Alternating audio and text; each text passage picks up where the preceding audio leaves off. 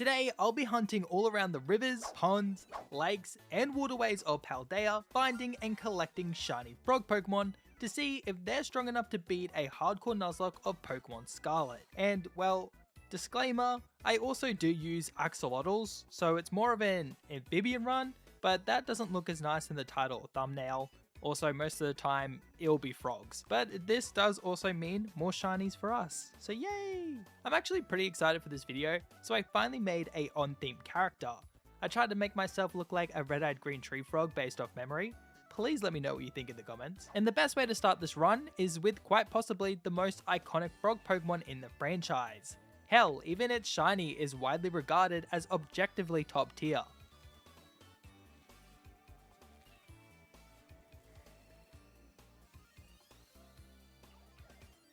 No way, no way.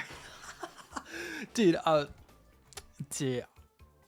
was like, okay, I'm just gonna start spitting because I'm bored, right? And of course, this is the least, like, viewer optimal way to get the shiny Froakie. I'm probably gonna get it while the camera's spinning. Oh my, guys, it's also a female. And has protein. Nah, I'm hacking, dude, I'm hacking. They're just kind of bad, but we can admit that, so it literally doesn't matter. Oh my god, yes, we got our first frog!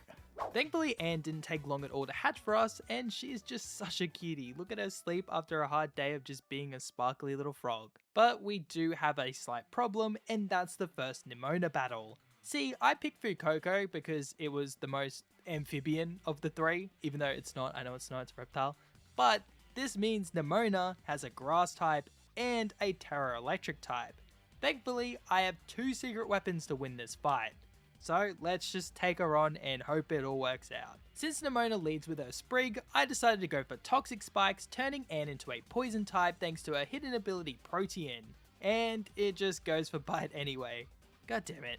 Well, at least this keeps us safe from leafage while we take down the cat with 2 more Retaliates and a final quick attack, leaving her with her Terastallizing Rat, which survives their Retaliate, but thanks to us being a poison type, its Thunder Shock does pitiful damage and we can KO with the second attack for the win. Now you might be wondering why I had so many random moves, and that's thanks to egg moves. Yeah, turns out Anne's dad was juiced up with crazy moves and they kinda just passed down to her, like my dad's male pattern boldness, but it's like actually cool and doesn't mentally destroy you every time you look in the mirror and you see it slowly thinning day by day.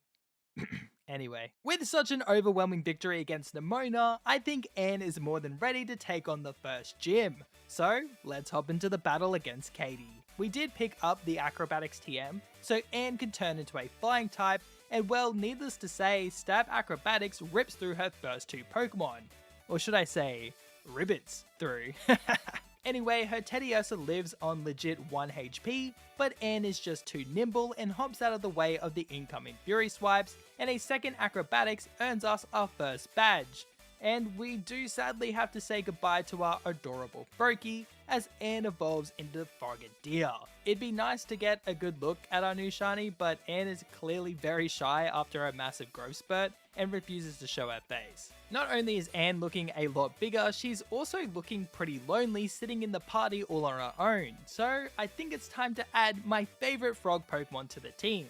And well, it might be obvious on who that is. It's a shiny? Oh, we did it! Yes! Oh, look at him! My big boy. Oh! Look at him! He's so big! Dude, Bulbasaur's massive, man. Oh, look at him! Oh, I love him! With that, Marcy the Bulbasaur joins the team, and if you can guess the nickname theme, then you're extremely based, and dare I say, freaking epic. And I will be only heart replying people who get the theme right, so take your guesses down in the comments. And god, I just love Bulbasaur. I mean, look at how big she is, dude. I always forget how big in universe Bulbasaur is. I love this Pokemon so much. Obviously. Sadly, Marcy will have to take on the Cliff Titan all by herself because I can't risk Anne over leveling before Brassius. Thankfully, it's pretty easy though, as Phase 1 runs away after 2 Terra boosted magical leaves, and Phase 2 is even easier as Cloth only targets Arven's Shelter. So Marcy can freely mow it down with some more leaves. And look at her little dance. Sadly though, we don't get to keep her as a Bulbasaur for long, as little Marcy grows up into the handsome Ivysaur, and while Bulbasaur will always be the GOAT of the line, Ivysaur's shiny does look a lot better, and of course it's a lot stronger, which means the team is ready to leap over to Brassius. The battle starts off well as Ann OHKOs Brassius' first 2 Pokemon with acrobatics, but his Ace Sudowoodo has Sturdy and Rock Throw, which threatens my now flying type and very squishy little frog. So I switch into Marcy, and she is built like a burrowing frog, so the rocks don't really phase her at all. She must also be part Poison Dart, as she sprays some acid all over Sudowoodo, which does decent damage, but also lowers Sudowoodo's special defense by 2 stages. So after tanking a pathetically weak Trailblaze, a second acid spray is able to KO, for an easy second badge. These last few battles have been super easy, but next is the Sky Titan, and well, birds are well known to eat frogs, and that's a fate I'd rather save Ann and Marcy from. But I do have a solution, and that's this gen's newest frog Pokemon, Tadbulb. While an amazing design, its shiny is extremely hard to see due to it being such a small Pokemon, and the body doesn't actually change color at all. So I have to look very closely at its tail, and I was terrified that I'd walk past the shiny.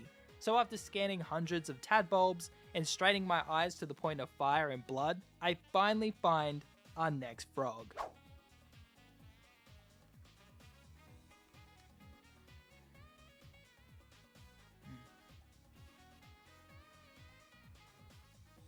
Oh!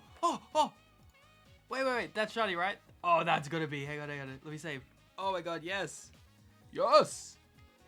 Oh, I even spotted you, you little Gabia. Shiny? Let's go! Oh wait, am I the GOAT for spotting that or what, dude? Let's go, put this fool to sleep. Elder. Now, Sasha's shiny is pretty underwhelming, but she won't be a Tadbulb for long as I pick up a Thunderstone, which we can use to evolve her into the amazing Bellibolt, which is one of the few actually good Gen 9 shinies. I then pick up the Thunderbolt TM, which is probably the best electric type move in the game, and with that, I now have the confidence to take on one of the biggest threats to our frogs, the Sky Titan Bombardier. And I forgot to teach Sasha Thunderbolt. Why am I like this? Well, turns out Thunderbolt would have just been overkill anyway, as Thundershock almost gets the one-shot. Though it did just miss out on the OHKO, but the bird honestly can't touch our goofy electric monster, so she's free to hit a second Thundershock, triggering phase 2. But phase 2 is just as easy, as Sasha solos the fight with 2 Thundershocks, while Arvin's Knackley sits on the sidelines polishing its rocks. Also, if you guys are enjoying the video so far, then please hit that like button and subscribe to the channel. I'm super close to 30k subs, and it'd be awesome to hit that milestone thanks to a frog themed video. And while you're at it, let me know who your favorite frog/amphibian Pokemon is in the comments below, because I'd love to see how many Bulbasaur allies I have. Well, if birds are the natural enemy to frogs, then cars are their biggest man-made threat. And we now have to take on the first Team Star boss, Giacomo. And I honestly don't really have any big plans for this fight other than hit hard and pray hard. So let's just jump into it. And I accidentally lead the battle with Sasha, so I'm instantly forced to switch into Ann as she tanks a soft Fury Cutter from Pawniard. On the second turn, Ann's low kick is just shy of the KO as Pawniard hits its second Fury Cutter, which is starting to hurt. So it's good that we can KO on the next turn with a second low kick. This leaves Giacomo with his Starmobile, which intimidates Ann, lowering her attack stat, and then lowers her special defense with Metal Sound as low kick does barely any damage. I don't want Ann to tank a Swift with her lowered special defense, so I switch into Marcy as she's able to tank the attack quite well. On the next turn though, her special defense also gets lowered, but we return the favor with an acid spray. It then finally attacks and hits a nasty wicked talk as a second acid spray from Marcy brings the card down to -4 special defense, which sets it up perfectly for Sasha to come in and finish it off with a Terra boosted Thunderbolt. Card 0, Frogs 1 baby. With Giacomo losing his license, the roads are just a tad bit safer for my frogs, so now we can head over to Levincia, home to the third gym leader, Iono. But before we can take her on, Nimona interrupts me for no reason really, because the fight is barely a challenge as Marcy solos her whole team. Now, Iono won't be that easy, so it's time for me to get hunting for a new team member in our first axolotl of the run. My target was Mudkip, and this was by far the longest hunt of the run, and it was sending me insane as I spent a whole week breeding and hatching eggs. I was going to bed at like 4 AM every night, and I was going to bed angry. I was about 4 times over odds for this shiny, but of course I do eventually hatch our 4th team member. Yes! Yes! Finally! Oh my god. It's been like a whole week, which I know for a shiny hunt wouldn't seem like a lot, but this is a Masuda method shiny hunt, so it shouldn't be this long. I think I'm like 3 times over odds maybe? Oh my god. It's done. We got him. He's cute, but in a way I'm kind of resentful. So much time. So much sleepless nights. But he's here. We did it. It took a while, but Hop Pop joins the team and will be essential in the battle against Iono. But as a Mudkip, he's kind of a sitting duck to the Electric Master, so I quickly evolve him into Marsh Stomp, giving him the ground typing.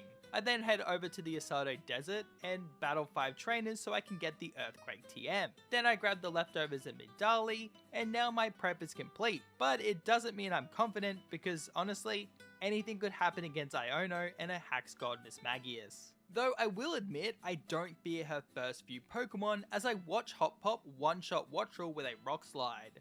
Luxio is then in second and does lower our attack stat with Intimidate, but that doesn't save it from Hop Pop as Earthquake still one-shots. Next is Iono's own Belly Bolt, and it's the first Pokemon to live an attack as it lives in Earthquake with just under half HP. But all it can do to retaliate is hit a very weak Water Gun, so another EQ can KO. But now, we have to deal with her ace. And of course, Mismagius instantly goes for a Confuse Ray, and well, Hop Pop is more pop than hop and hits himself in confusion. I'm then forced to switch here, so I bring in Anne, but the damage from Hex forces me to switch again as I bring Hop Pop back out as Iono fires off a Charge Beam. But thankfully Hop Pop is immune thanks to his ground typing. He gets hit by a Confuse Ray again, and well, hits himself once again. I decide it's best probably just to stay in, and Hex smashes poor Hop Pop for huge damage, but he does finally land, and admittedly soft Rock Slide for, yeah, just not a lot of damage. I don't want to risk Hop Pop's life here, so I bring in Marcy, who tanks a Hex pretty well. Marcy terrestrializes as Mismagius confuses her. Thankfully, I did give Marcy a Prism Berry, so she's able to cure the paralysis and land a free Terra boosted Seed Bomb, which gets super close to the KO, but it just barely isn't enough. So Mismagius confuses her again, and Marcy smacks herself. I decide to risk dying here, so I stay in as Hex brings Marcy down to just 9 HP. Marcy is still confused, but I trust her to pull through, and of course when it counts, she breaks through the confusion and KOs with a second Seed Bomb, winning the battle. That was a pretty smooth start, but the ending was getting pretty dicey. Thankfully, the next 3 big fights are super easy. Starting off the easy list is the second team start boss, Mela, who uses fire types. So I lead with Anne, and she leads with her Torkoal, who sets up the sun with its drought ability. But as we all know, frogs hate dry days, so Anne counters with Rain Dance, and then she uses the power of that rain and terrestrializing to wash away Mela's team for a very easy win. Which brings us to the Worm Titan. Finally something below us on the food chain, and we take advantage of this power dynamic, washing away the Goofy Titan. Thank you for this protein-filled meal. This of course brings us right to Kofu, the water-type master. But as we just established, frogs love the water, it keeps their skin from getting dry, they like to swim in it, it's where all of their food is. And with Kofu giving them the perfect environment to thrive, this should be easy. Oh my. That was a nasty crit, holy. Thankfully Sasha can one-shot with a Thunderbolt in retaliation, but now we're at half HP. So when Wugtrio comes in, I decide to heal with Slack Off. This combined with leftovers brings Sasha back at full HP, and now she can safely one-shot Wugtrio with another Thunderbolt. This brings in Kofu's Ace, who I'm always terrified is going to live a hit and then one-shot one of my Pokemon in return. But I think it just looks a lot bulkier than it is, but just to be safe, Sasha gets the crit and a free one-hit KO, winning us our 4th badge. Unfortunately, the easy battles are all over and it's on to Atticus, the human equivalent of stubbing your toe and falling onto an active taser. I really hate Atticus. And while Hot Pop is a ground type, he's far from the perfect amphibious answer, so I head back to what I will affectionately call the Amphibian Oasis, as we get a lot of encounters here. And I start hunting for the other Gen 9 Amphibian, because my target is the iconic Paldean Wooper, who, well, let's be honest, single-handedly carried Scarlet and Violet's promotional campaign.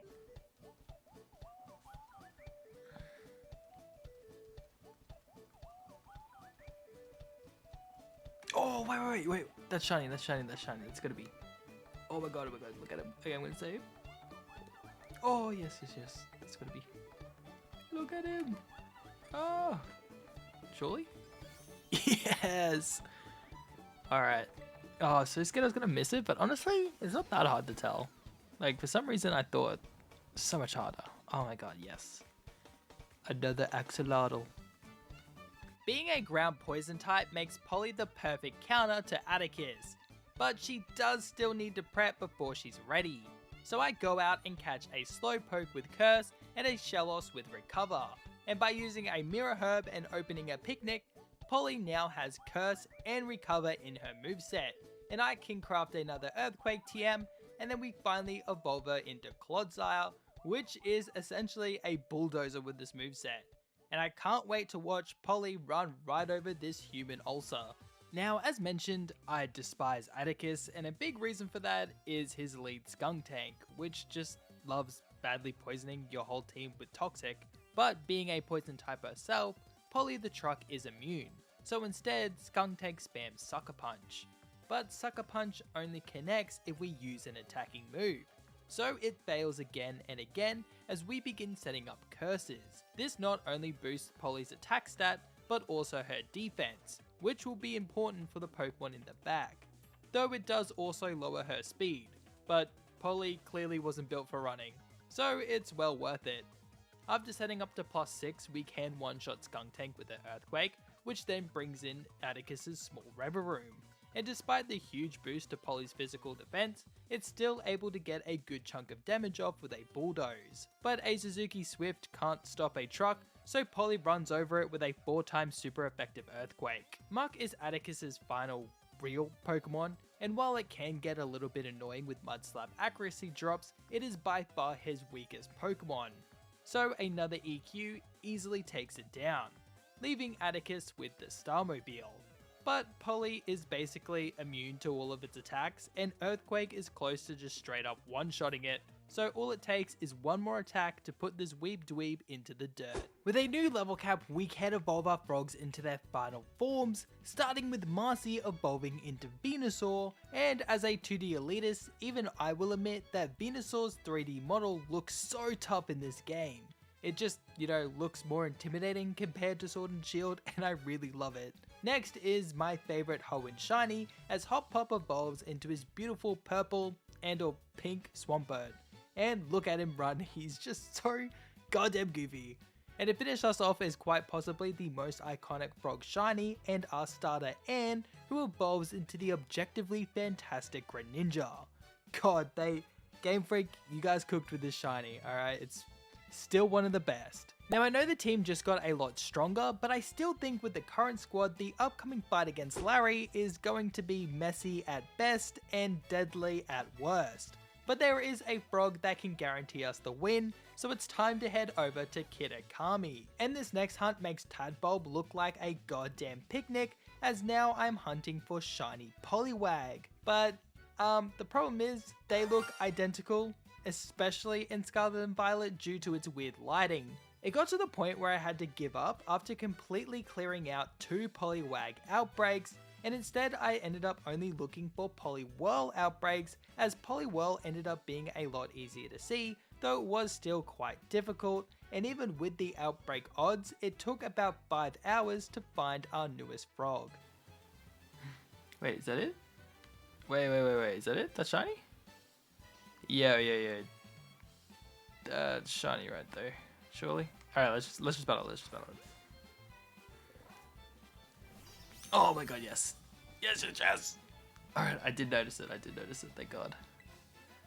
Sleep powder. Yes, let's go.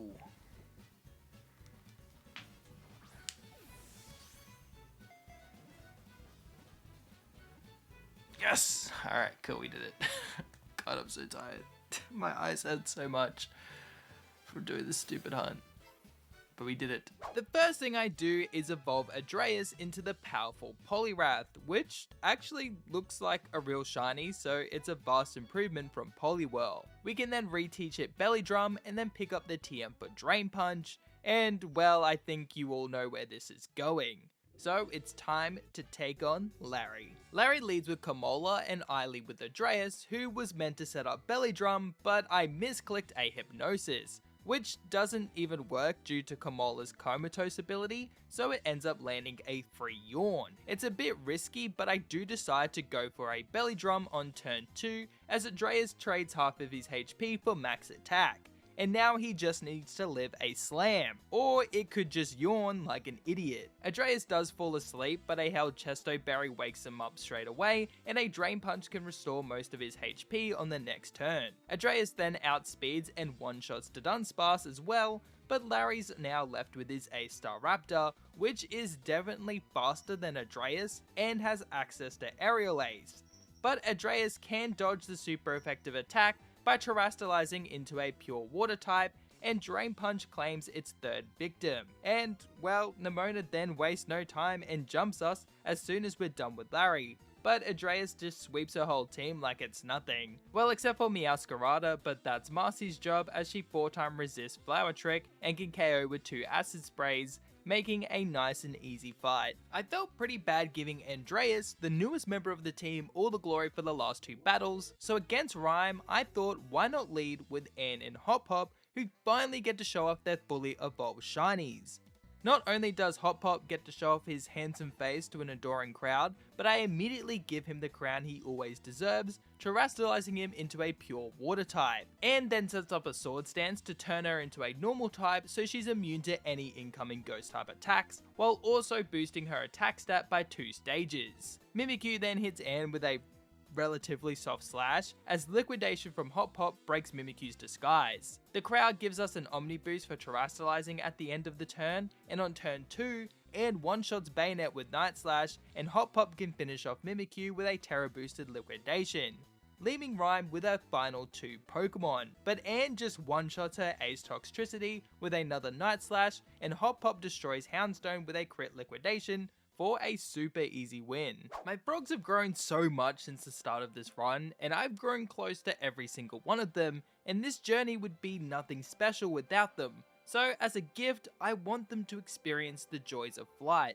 But sadly, the Quake Titan, Great Tusk, is guarding the Herba Mystica needed for me to fly, and it just straight up attacks us. Initially, I lead this battle with Ann, but Great Tusk could easily one-shot her due to her being so squishy, and my only water type move is Water Shuriken, so I have no chance of one-shotting it. This means I have to switch into Hop Hop, who has to tank a Rapid Spin, though he's able to handle it quite well. We then get super lucky as it uses Knockoff, which does more damage than Rapid Spin, but it isn't as scary as Brick Break, and Liquidation brings it close to yellow HP, while also lowering its defense. We then get lucky again as it uses Knockoff for a second time, and a Liquidation ends phase 1.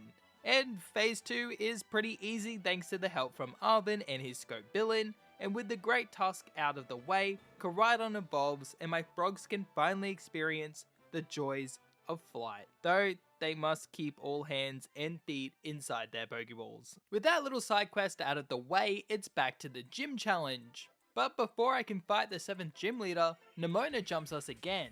But I just used the same strat as last time, as Andreas takes down her first 3 Pokemon, and Marcy 1v1s Meowscarada. This fight was a nice fluffer before we take on Tulip. Now my initial plan to take on Tulip was to just fire off Swords Dances with the Anne until she was max attack, but that would turn her into a normal type due to her protein ability.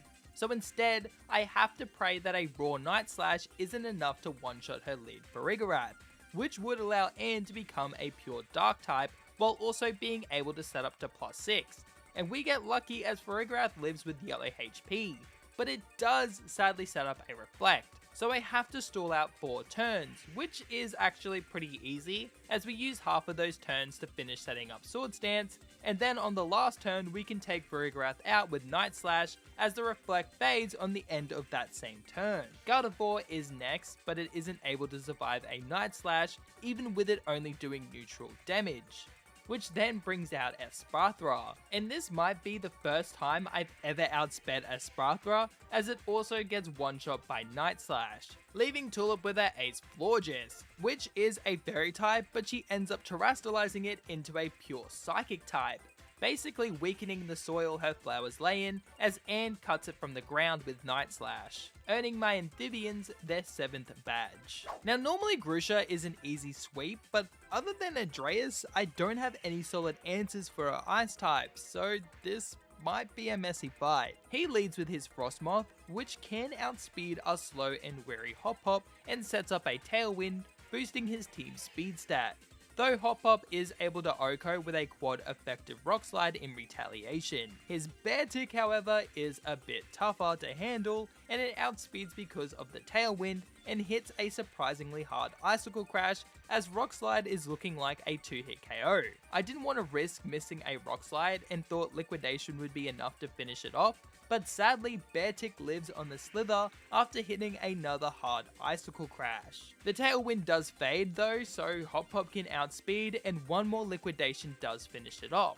But with Titan entering the field, I'm forced to switch old Hop Hop out and bring in Andreas, who can out-heal Titan and take it down with 2 Drain Punches, leaving Grusha with his Altaria, who I should be able to 1v1 if I just terastallize Andreas.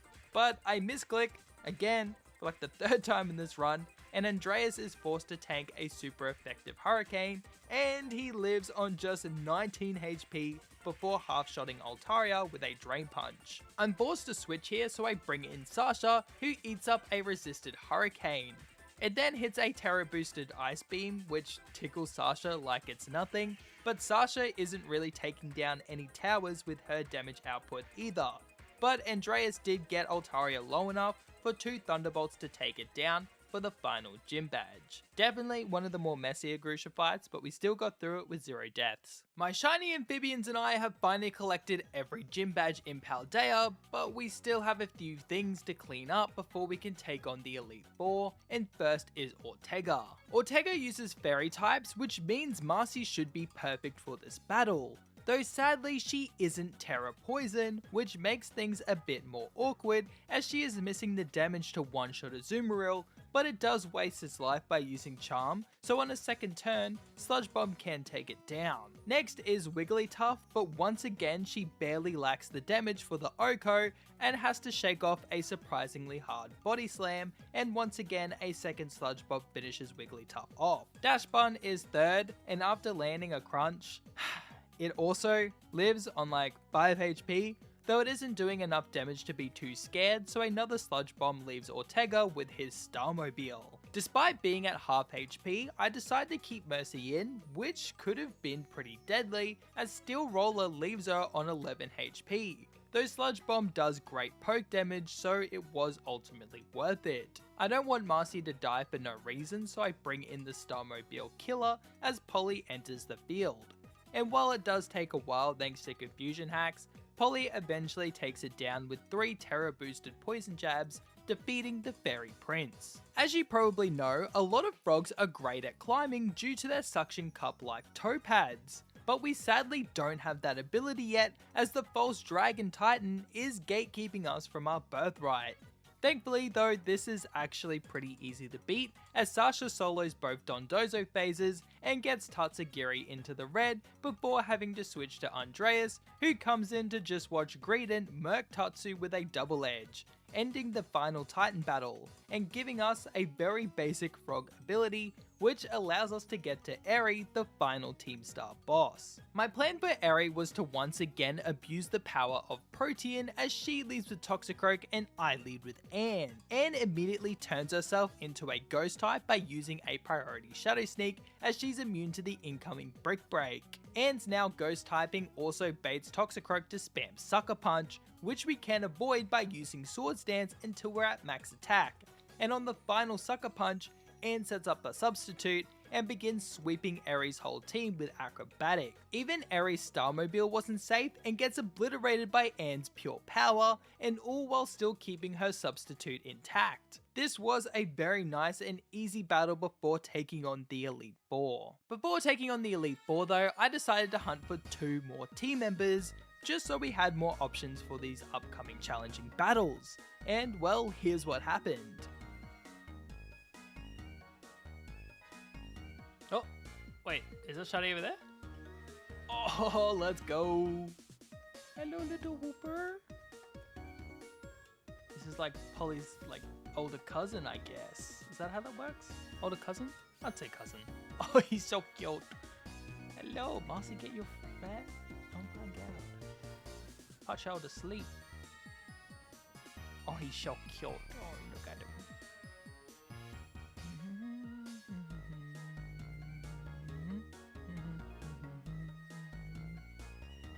Oh, hey, bud. He's walking into us. Alright, let me put Marcy up front. Cheeky little save. Oh, where'd he go? Hello? Oh, there you are. Hey! Avengers on the 515? 515? Is that a real call out? I don't know. He's running. Look at him! We got you, bro. We got you. Dude, his Shadow's kind of sick, though. It looks really good. Probably should have got this a while ago. But hey, we got it now. We got it now, lads. Apprehended.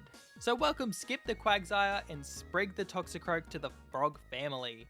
And now, I think we're more than ready to take on the Elite Four. And now it's finally time to take on the Elite Four. And first of the 4 is Rika, the Ground type Master, who leads her battle with Wishcash, and I lead with Marcy. I get super lucky too and land a Sleep Powder, which allows me to set up a free growth on the next turn. Well, it would have been free if Wishcash didn't wake up on turn 1 to set up a future side. I decided it's not worth missing a Sleep Powder, so I go for the safe play and set up a second growth for +2 attack and special attack while tanking a soft earth power. Seed Bomb then one-shots Wishcash on the next turn, which brings in Camerupt, and I just had to pray that Seed Bomb can one-shot, and luckily it does. So Camerupt falls. Dogvan is next and is by far Rika's most annoying Pokemon, thanks to its sturdy ability which prevents Marcy from one-shotting it.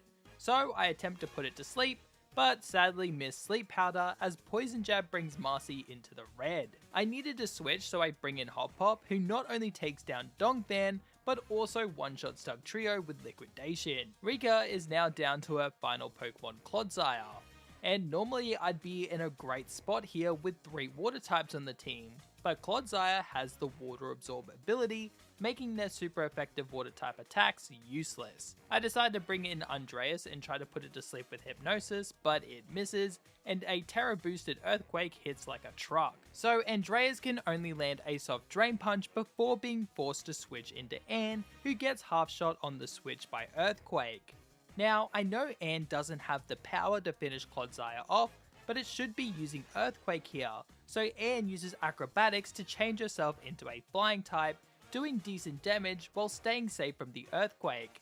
And it's actually enough damage for a second hit to finish it off, winning me a messy but deathless Rika fight. Thankfully, the second member of the Elite Four is a lot easier to deal with as Poppy uses Steel types. And for this battle, I lead with Polly, who does have to dodge a crit from Copraj's high horsepower, which she easily does and sets up a Stealth Rocks. I then bring in Andreas as Copperaja sets up its own Stealth Rocks, and I know it has Play Rough, so I tear her into a pure water type to avoid any super effective damage and set up a Belly Drum for max attack, as Play Rough tickles our buff frog. From here, the fight is as simple as clicking Drain Punch, one-shotting all of Poppy's Pokemon.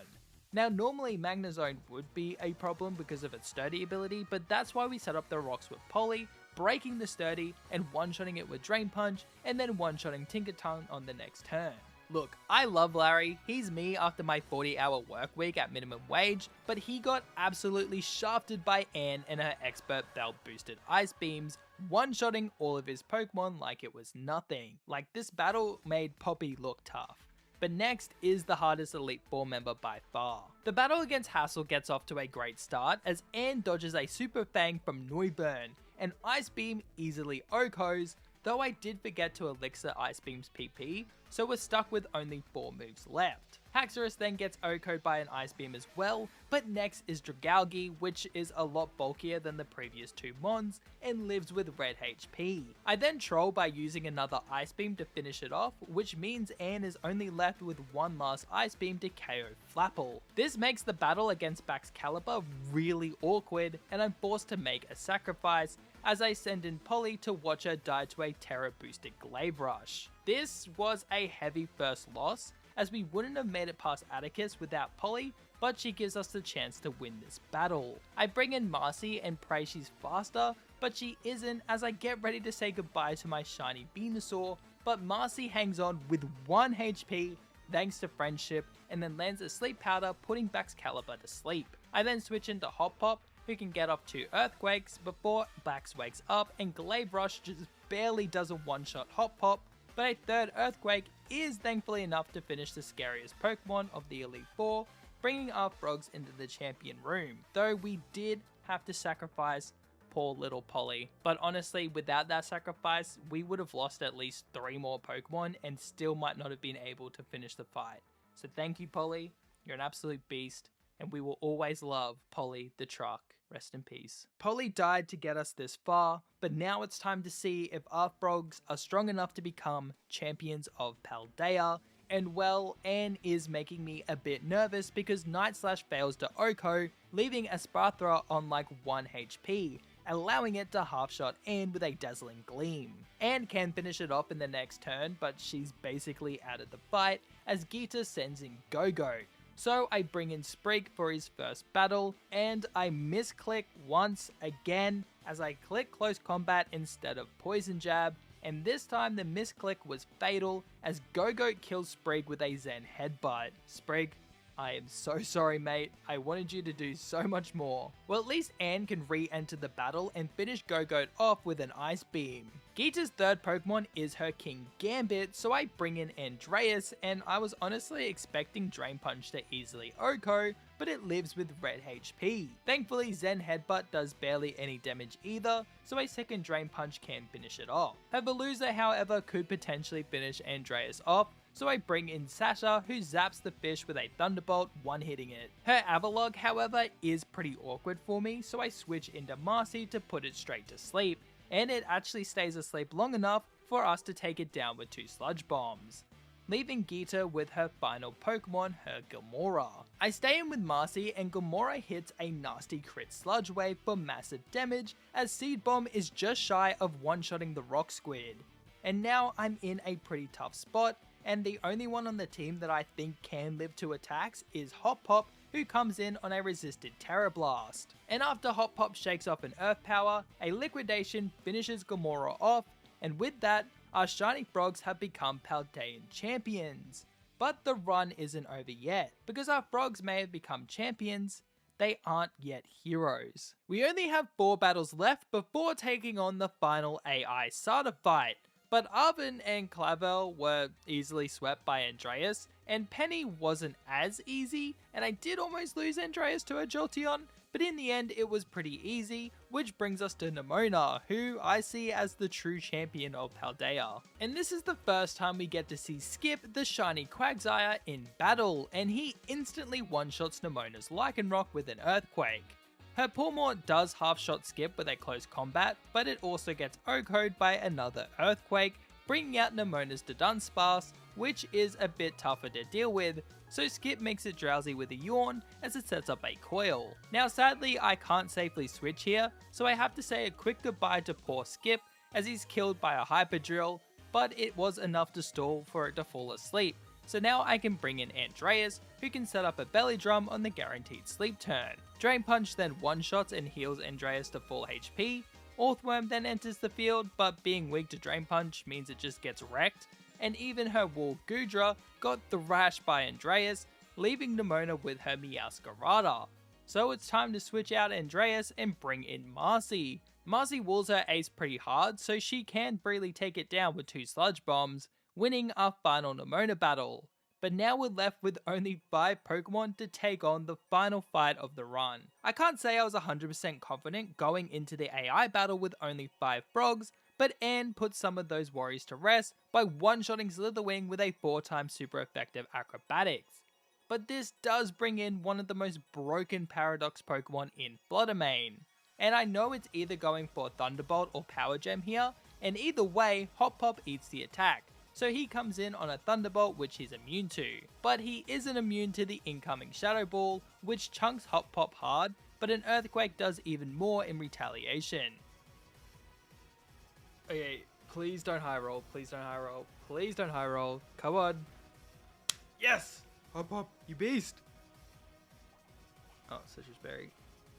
Irrelevant, but come on, I need to see this thing KO'd. Hop Hop. Let's go. Alright. Hop Pop barely clutched out the 1v1 against Fluttermane, and so Brute Bonnet comes in next, but predicting a grass type move, I send in Marcy. She does eat the Giga Drain, but Sucker Punch does pretty insane damage, but we get lucky as Sludge Bomb does great damage as well, and ends up poisoning Bonnet. I then decide to try to avoid Sucker Punch by setting up Growths, while Poison slowly knocks it out. But on the last turn of Poison Chip, it ends up using Payback, which brings Marcy into the red before it finally faints to the poison damage. Screamtail is the third Paradox, and I was hoping Marcy would outspeed and use the boost to a special attack to one-shot with Sludge Bomb, but apparently Screamtail is pretty quick and kills Marcy with a Zen Headbutt, marking another Venusaur lost in one of my Nuzlockes. But Marcy will always be remembered as one of the best Venus on the channel. Type F for Marcy. I decide to bring Sasha in to avenge her best friend, but Screamtail is still super speedy, but it isn't doing a lot of damage, and we can try to lower its speed with Mudshot. But -1 speed still isn't enough for Sasha to outrun this little gremlin, so Sasha opts for damage, but we end up getting pretty lucky as a Play Rough triggers static, so we can use the new speed advantage to stay healthy with Slack-Offs, before finishing it off with a final Thunderbolt. This does bait in Sada's ground type as Sandy Shock enters the field. I don't really have a safe switch, so all I can do is fire off a weak Mud Shot after tanking a nasty Earth Power. I think... yeah, this doesn't do nearly enough damage.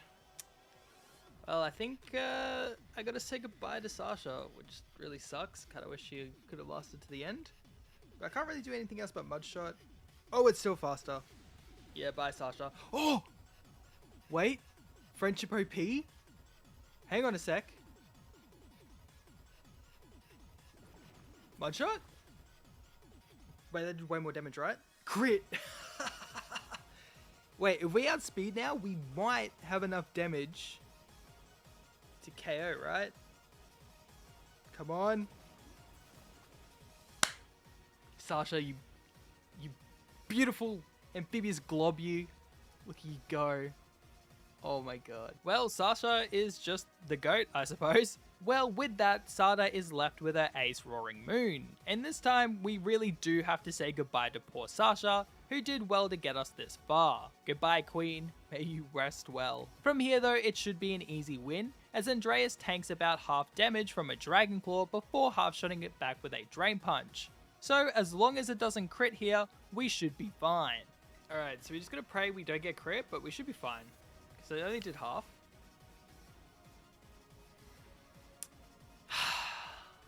I mean, I guess that's fair, right?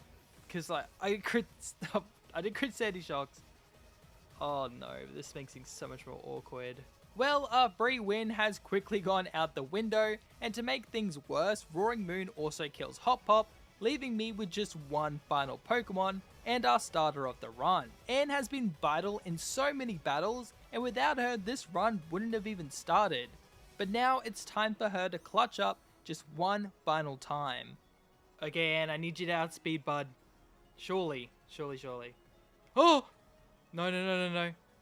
Oh my god. Oh my god. Thank you. Oh. Alright. Holy crap, that was close. I think, honestly, with the attack boost, I think it has an attack boost, that could have killed us. And it's so squishy. Oh my god. Wait, we actually barely clutched that out. Holy crap. And with that, I've beaten a hardcore Nuzlocke of Pokemon Scarlet using only shiny frog/amphibians. I hope you guys enjoyed this video, and if you did, maybe you'll like some of the videos on screen. Remember to stay safe and enjoy the rest of your day. Bye!